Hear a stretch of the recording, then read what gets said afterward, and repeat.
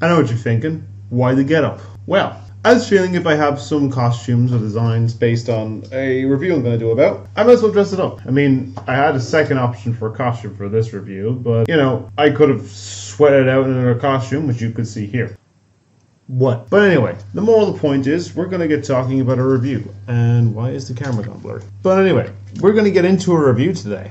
And this review is going to be on the recently released movie of the Super Mario Bros. Movie. Now, we all know Mario as an iconic video game character, but they're the likes of Sonic the Hedgehog, Legend of Zelda, Crash Bandicoot, and many other characters from the heydays. Now, this isn't the first attempt at a video game adaptation of the titular plumber, because we've gotten that case with, 1993's movie. Look how well that turned out. You know the base of this movie. It didn't turn out well. And this movie did have a bit of a rocky tumble because, Nintendo wasn't going to do movies for a while. Then they announced that it was going to be with Illumination, and people were getting skeptical because, people are a bit hit or miss with Illumination in terms of their content. But then people had faith in it. Then the cast came out. The cast then caused a bit of a stir that basically a lot of voice actors gave out that you weren't going to give it to actual voice actors. You weren't going to have Charles Martinet as the voice of Mario or Luigi. You had some big names like Chris Pratt and Charlie Day, even though one of them is fine enough as a case of when it was first announced. And then a case where people were worried about him. But then once the trailers started coming out for this movie, people started to liven up a bit. Here we are today, where this review has taken me 2 months to record. Sorry, I already have written one of this done. It's going to be a lot different to this. But yeah, is this movie a wahoo or is it a mamma mia? Well, I'll tell you, it's the former. So let's talk about that.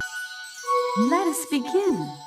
First off, let's talk story. Now, if you've played a Mario game in the past, like I have played countless of them, you know that Mario stories aren't titularly known for big, epic stories. It's not a Citizen Kane kind of thing. Essentially, the main plot boils down a lot of time to Mario and his brother go off on a journey across the Mushroom Kingdom with the assistance of either the mushrooms or even the princess now and again to either rescue the princess, if she's not on the roster, some other royal families, or some other strange fantastical creatures from the tyrannical tirade of Bowser or his weird Koopaling children. And for this basis, we have a little bit of it's a bit of an origin story, to say the least. Basically, that Mario and Luigi, in this film played by Chris Pratt and Charlie Day respectively, have started their own plumbing business in Brooklyn of New York. When a burst water frame basically sends them underground and teleported through a giant green pipe that leads them to a fantastical world, they soon end up getting separated, where Mario ends up in a lush mushroom field while Luigi gets captured in the Badland that is basically run by the evil tyrannical giant turtle Bowser, in this film played by Jack Black. Now Mario gets the assistance of a wisecracking mushroom named Toad, played by Keegan-Michael and with the assistance of the royal monarchy, the princess or Princess Peach, in this played by Anya Taylor-Joy, Mario and Toad and Peach will set off on a journey across the vast land of Mushroom Kingdom to obtain a powerful army of the Kong Kingdom, rescue Luigi, and save the Mushroom Kingdom from the destruction of Bowser. Now, it doesn't sound too complicated. It seems simplistic enough, and I'm honestly fine with simplistic story. Sometimes the case would I like to see a little bit more of a elaborate tale to it? Sure. But, I mean, you're going to get that a lot of these simplistic stories, and to be fair, Mario's stories are not always, over the top. Probably the most close to it is maybe Galaxy, but, if I had to score out of 10 of what I give the story, pretty sure I'd give it a 7. I'm hoping in case if it does have a sequel that we get an updated, much bigger story, but right now, I think honestly a 7 out of 10 is a pretty good structure point for it. It's me, Mario. To say the casting for this movie was quite mixed when it first was announced a year and a half ago is an understatement. But anyway, I'm going to delve a little bit into each of the main cast and then going to do a brief little rundown of some of the cameo ones. So basically, the main ones I'm going to focus on is going to be Chris Pratt as Mario, Charlie Day as Luigi, Anya Taylor-Joy as Peach, Jack Black as Bowser, Keegan-Michael as Toad, and Seth Rogen's Donkey Kong. I'll throw in Fred Armisen's one in there as well because technically he is kind of a main one for a bit. But I'll probably throw him with the rest of the other ones, which is basically Sebastian Mancuso as Foreman Spike, Keegan-Michael Richardson as Kamek, Gary Payton as King Penguin, Eric Bauza as Toad General, Charles Martinet in a few multiple roles, and Julia Janelic as Luma, a small Luma we appeared in the film. So let's get into it right now. Let's talk about the main man himself, Mario. Now this one was probably the one that had the most complaints in the voice casting because everyone wanted Charles Martinet. Now before I actually talk about Mario, I want to talk a little bit about Martinet. If he had been made as the focal point for Mario's performance, I felt it would have been a bit off-putting a little bit, because usually all the time with Martinet in the games, he's always usually some small lines, like, let's go, or the wahoo kind of thing. Yeah, I think honestly what Martinet does in this film, basically with like some small roles, like reference to his 1981 character from the original games, as well as Mario's dad. I think it's his dad or a few other characters in his family. Yes, he has a family. Big shockers, first time I think in the lore. But I think he does a good job. Now, back to Chris Pratt. The reason they chose his performance is actually because of his portrayal of blue-collar workers in the past. He's voiced Emmett in the Lego movies, and he's played one of the characters in Parks and Rec. So I understand his case. And besides as well, Chris Pratt has voiced characters in the past, as I mentioned, Emmett from the Lego movies. He's also voiced Barley in the Pixar film Onward, and will soon be performing the voice of a certain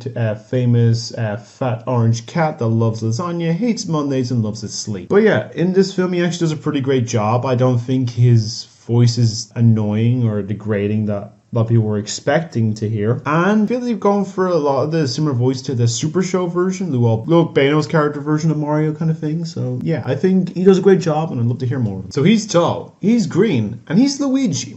He's played by Charlie Day, who you may know him from It's Always Sunny in Philadelphia. Now, his casting was met with minor skepticism, but a lot of people liked him more in this kind of thing. While Mario is seen more as the everyman and a can-do attitude, Luigi is seen more as a anxious and frightened younger brother, and he just wants to prove himself that he can be brave, even though he is scared of literally everything that he'll see in the Mushroom Kingdom. Now, personally, he does get a bit sidelined in this film, to say the least. It's a bit of a shame kind of thing a little bit, because I think he does a really great job in this film. I'm sure hopefully they'll probably give him a bit more of a screen time in the sequel, and we'll see a bit more hopefully in a spin-off focus on a certain mansion and ghost busting, but we'll see what happens when that comes out. Let's talk about our female lead, and that's the ruler of the Mushroom Kingdom, Princess Peach. She's played by Anya Taylor-Joy. Now, her casting announcement had some mixed reaction to it, but not as bad as the other main ones, and when I saw her casting I felt it was actually a great choice, given that she has played role characters in the past with like Emma in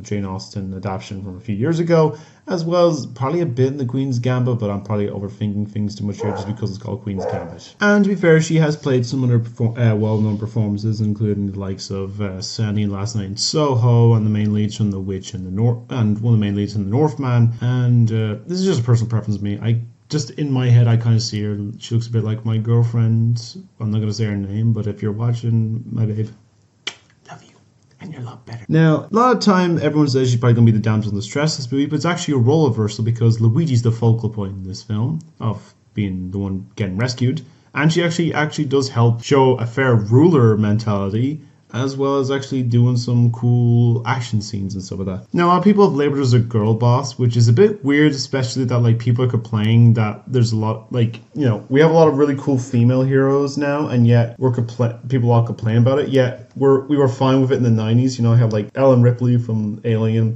you had Sarah Connor from Terminator, you had Leia in Star Wars back in the day. So why is it now such a complaint? I don't know, I'm not going to get too much into it. But I think her performance is really great. I'd love to see more of her. Hopefully we get a bit more of her backstory in the follow-ups. And yeah, we'll see more of it. Now, let's talk about the highlight of the film. And that's Jack Black's Bowser. When his casting announcement came out, everyone, I think, was in unison agreement that they made a great choice. And personally, I agree. Now, every scene with him, he just brings such charm. Like, he could be scary, he could be funny, he could be, charming. He's trying his best. He's got the riz, he's got his charm. You gotta give it that. And, it works very well. Like, this dude literally made one of the most popular songs of this year. It's in, like, the top charts of a lot of different tracks. And personally, I do enjoy very much. I've listened to a lot since the film came out. If he's not in the sequel, I will complain. If there is a sequel, I hope he's back. I want more Jack Black Bowser. And that's all I need to say on him, really. Do I need to explain any more? It's Jack Black. Now for a little bit of comic relief on side of things. It's made up of civilians that are mushroom men. And we focus on one of those, which is, of course,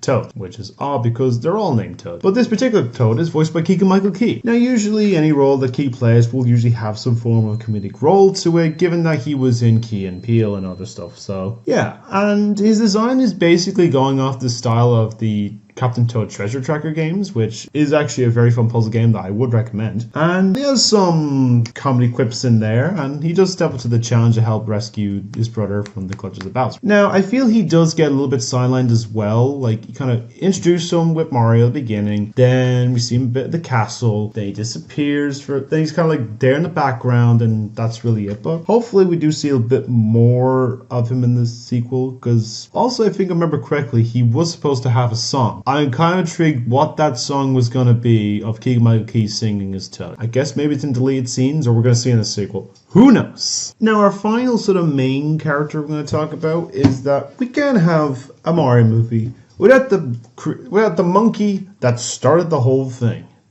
Donkey Kong. Now, to say the basis which here that Donkey Kong doesn't really speak much in the games is a bit of an odd instance. So when they announced the choice of Seth Rogen voicing the titular ape himself, you know, the tie-wearing ape, it was a bit weird. I mean, I've seen some hilarious ads about when this film was coming out, and I actually think this could work. Now, he's not doing a voice, he's just doing his own voice, and honestly, I think it fitted. I didn't really see much of Seth Rogen in Donkey Kong kind of thing, but I enjoyed it. He had some funny lines, you know. And it was great to hear a case when he was introduced, they played the DK rap, although I wish that Grant Kirkhope should have got his credit where credit was due for making that rap, because it's basically the DK rap from DK64, and the fact they didn't put it in is a goddamn understatement. It's a shame, really, because honestly, you know, it's a great song. Hopefully we do see a DK Country spin-off, and yeah, it'd probably be something pretty good, you know. Now, just a brief rundown of some of the other casting characters here. First we have DK's father in Rule of the Kong Kingdom, Cranky. He's played by Fred Armisen, who is a bit of a role in the film that just mainly for about 2 full scenes. His voice does feel a little off for Cranky. It does feel a bit odd, like, because the case that Cranky's supposed to be like an elder ape, but like he sounds like he's kind of like, he does sound like just a cranky adult. But it wasn't too much in the film, so I can't really grain it on too much. Other, we have Sebastian Maniscalco, who plays Foreman Spike, Mario Luigi's old grouchy foreman, and a character that has been around since Wrecking Crew from the 1980s. He's not in much either, but he does do a pretty good performance in it as well. He has like 2 or 3 main scenes, and like his job, he does fit a voice for it. I think he was supposed to trying for the audition for role of Mario, but you know how that turned out. Keegan-Michael does a pretty good job as a wingman for Kamek. Like, he does have some pretty good funny lines with, you know, Bowser and stuff, so I will give it that. And then the case of the 2 other ones here of basically Kerry Payton and Eric Bowser have very small roles. They probably have like maybe like 2 or 3 lines of dialogue each as the King Penguin and the Toad General. And you kind of think that, like, you know, some soft, like, old adorable things have like some very serious voices, like, do you yield? It kind of case, it makes it funny. I want to talk about one other small cameo character here just a little bit, because I actually think this character is probably the funniest thing in this film, besides Bowser, of course. And that is Lumalee, the small little Luma character that's voiced by one of the director's children. The way it looks small and adorable, but the stuff she talks about is very dark and, you know, bleak, you know. First thing she talks about essentially is like, there's no escape. The only hope is the sweet release of death. And if it case instance, I'm like, damn, that's a bit dark, but it's pretty funny. And yeah, I think honestly their performance is actually pretty funny, and I want to see more of it because, you know, it was a mood. But characters seemed a bit weird at the start with the announcement. Turned out some great performances. I wouldn't mind hearing again more future announcements, but you know, here's more in the future. If to give a casting, I'd have to give them an 8 out of 10. You know, they're not perfect. There's some complaints, some underused ones, but you know. Mushroom Kingdom, here we come.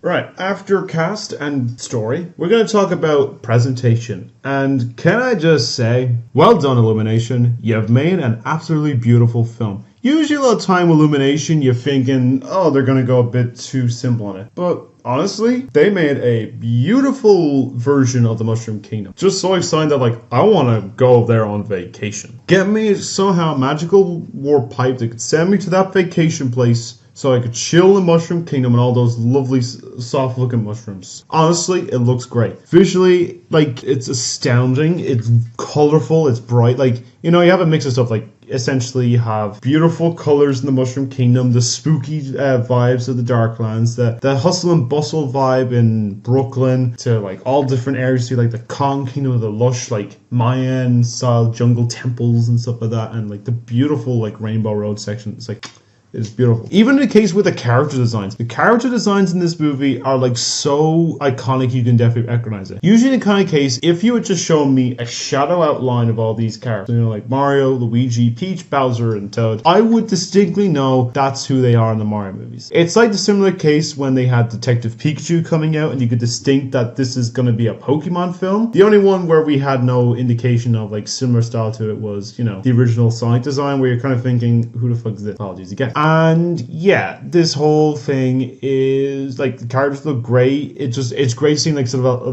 visual 4K upgrades to like these characters. And yeah, I would love to see a lot more of this world. Like, we saw bits of it that we didn't get to see a lot of, but I'll let it pass this time. If I had to give a presentation score for this in animation style, it's a 10.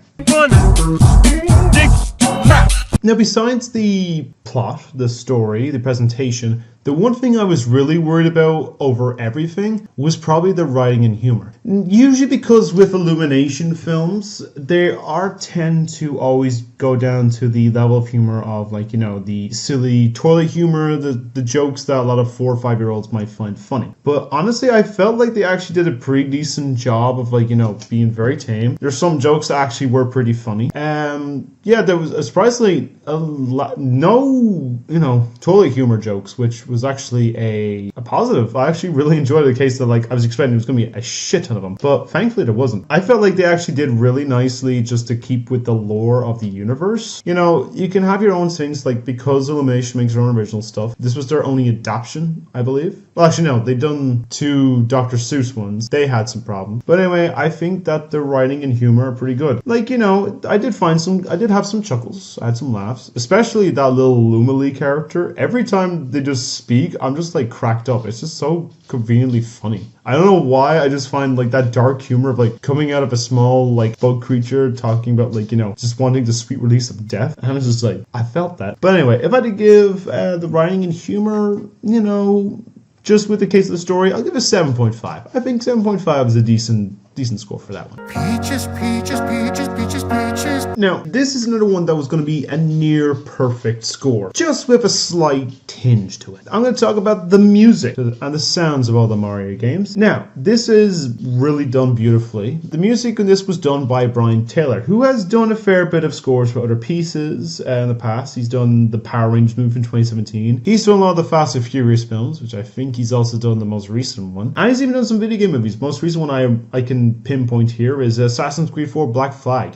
but yeah, it wasn't just Taylor on his own, because he was basically working with the iconic composer of Nintendo, Koji Kondo, who has basically made some of the most beautiful pieces of music for Mario games. Like, just hearing some stuff of like, music from like Mario 64 or like a tinge of other music in there as well. Like, you can list off some track names from different games. And like, even just in the credits, hearing Gusty Garden Galaxy from the Mario Galaxy game, like playing on the credits on a big screen. I never thought I'd expect to see that in a modern day, but it was so beautiful to hear. Now, you're questioning why I give it less than a 10. Reason being is for one instance, licensed tracks. You see, in the film, there's a point of about 4 or 5 licensed tracks that just feel a bit off, because it's focused where there's about, No Sleep Till Brooklyn, Take On Me, Holding Out for a Hero, Thunderstruck, and Mr. Blue Sky. So I'm questioning why we needed to have licensed tracks from the 80s in the music.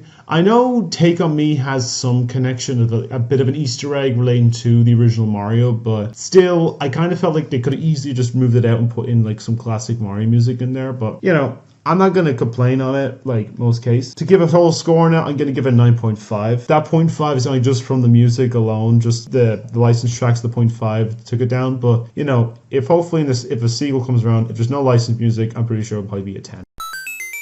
But there is one other bit I will definitely give a 10 to, and that is the respect of the source material. Everything in this movie is just a beautiful respectfulness to the source material. Nintendo was basically cracking the whip on getting the beautiful rendition style of all the Mario universe stuff into it. Now, literally, when we're introduced to the Mario Brothers, we're literally introduced with the theme song for the Super Show in a commercial style of things. We're the Mario Brothers and plumbing's our game. You're not like the others who get all the fame when the sick is in trouble. when you call us on the double, you're faster than the brothers, and we hooked on the brothers. Bam, bam, bam, da-na-da-na. You get the idea. And like just seeing all different renditions of stuff, you know, like from the worlds, like characters, little references, like, you know, little Easter eggs everywhere. You see the case of like, oh, like the costumes, or like, you know, the classic like theme songs, or even references to other video games. Like, you know, we see like a Punch-Out Pizzeria, we see Mario's room, we see a bit of like Star Fox, he's playing Kid Icarus, you have all this other stuff. And even in case of like, there's a really cool sequence at the beginning when they're going to their first job, and they do like, they've recreated the entirety of World 1-1 from the original Mario Bros. In animated form, then running through like a long street in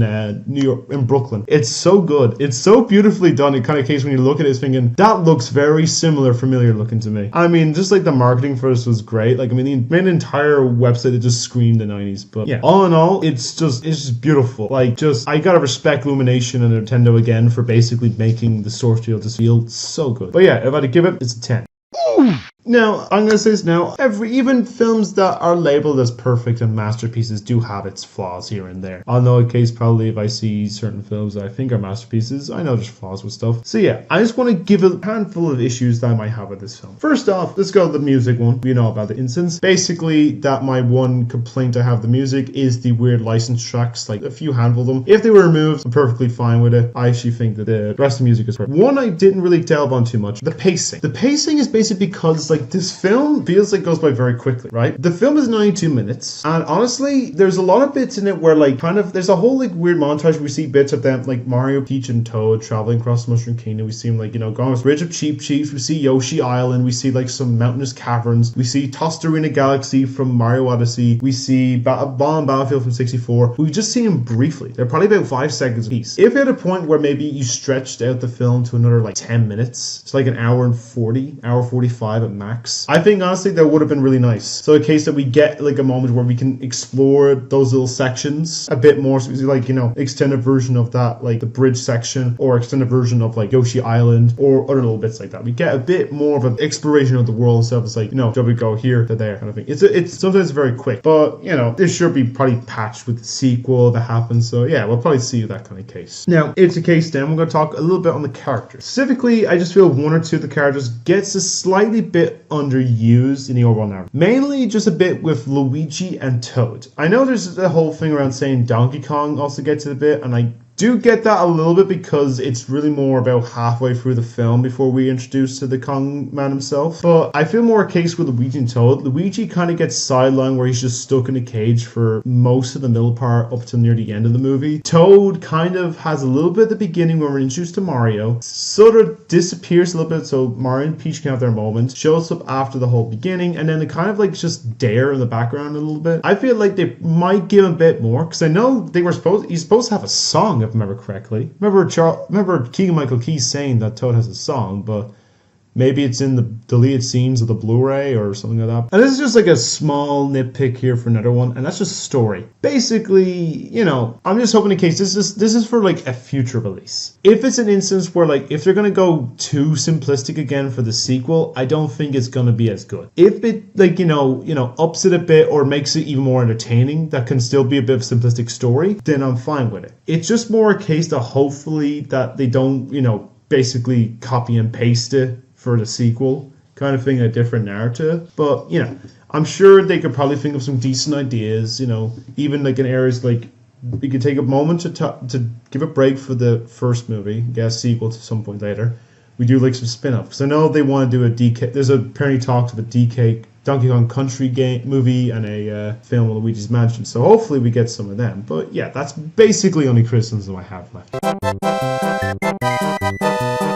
So overall, when it first announced, I was skeptical about these studios. I was skeptical a little bit about the casting, but once it finally started showing promotional material, we got trailers, we got posters, we got first looks, we got all the stuff, and when I finally saw it with my friends and my girlfriend, I had a really pleasant time, and I was so happy from the Illumination. Nintendo did an absolutely great job of bringing it to the big screen after the bit of a mess of the first movie. Sure, some others may not agree with my opinions, and some critics think the film was offensive and Illumination's only worst film, but I mean, have they not seen this one? this one's a bit disturbing and quite racist in some regards. But anyway, to me, this will be my top 3 elimination movies of the year, of all time, sorry. And it would definitely be in the sort of top 5 for me this year. Probably the likes of other ones like John Wick and Guardians is definitely 2 others in there, and the movie Missing. It's a great film. If you haven't seen it, go see it. But anyway, I'm sure there's probably going to be plenty more that will probably top it. I probably could think of one particular one that's currently coming out this year, but can't seem to put my finger on it. But anyway, hopefully probably stick in the top 10 by the year's end. But if you're looking for something to check out for a fun adventure and something for the whole family, I know there's still plenty of screenings of it 2 months after release, and I think it's available on digital. If you have Sky or Now TV, you can get it here or something like that. It might be some other bits as well, but you will not go wrong with the Super Mario movie if you decide with this. And I'm excited to see more films from Nintendo, and hopefully some follow-up with the brothers, and all the adventures in the Mushroom Kingdom. So just to give a quick rundown of the scores, I gave a story a 7, characters and cast an 8, presentation a 10, music a 9.5, writing and humor a 7.5, and the respective source material a 10. Combining it out of 60, we've got a 52 out of 60, which is collectively an 85%. So it has gotten itself an A grade. Well done, Super Mario Bros. So yeah, if you like this review, and I'd love to hear your thoughts on this movie, let me know down below. And if you like this review, give it a like, give it a share around, see what other people think of it. And let's get it up a discussion. I'll try and respond to as many as I can down below. And if this video gets a decent amount of likes and comments and stuff and shares, I will definitely try and find a pretty decent onesie costume and do a cover rendition of the song that Bowser played in the movie. But I'm going to try to figure out what that like and comment goal is. I'll try and make it, get some decent equipment for that. I'll figure it out. I got a lot of things to figure out on this channel anyway to fix, start some stuff like, gaming and maybe a podcast or some other things, I'll figure it out. But anyway, I hope you enjoyed my review. Love to know what you think down below. Like and comment, share, all that's sort of good things. And stay being wonderful people, and hopefully you'll see more of these reviews soon. So until watching, guys, adieu.